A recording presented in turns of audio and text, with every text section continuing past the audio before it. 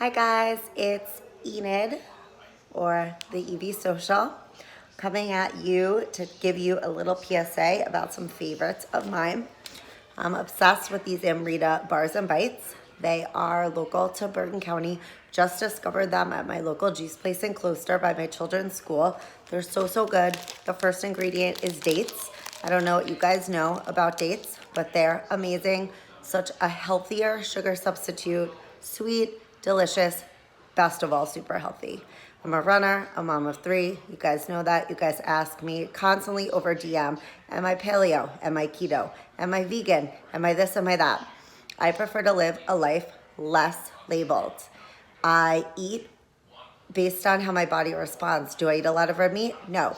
Do I eat steak every now and again? Sure, if I want to.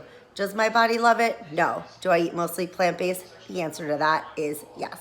I eat pretty much a vegan, plant-based existence.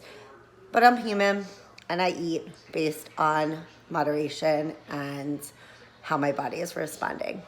But I'll tell you how my body is responding to these Amrita bites. It is a big yes. For me, delicious, come in all sorts of flavors, an elevated PB&J, mango, coconut, chocolate. There's a flavor out there for you. So check them out on Insta at Amrita Bars. Go on their website, figure out where they are, order it online. You're gonna want in on these bars. They're so good, they're so delicious, they're so healthy. You need them in your life. So happy that I discovered them. I even have my kids on them. They're like, oh, they're brown, they're chocolate. I'm like, yes, they are. Chocolate is one of the ingredients, but guess what?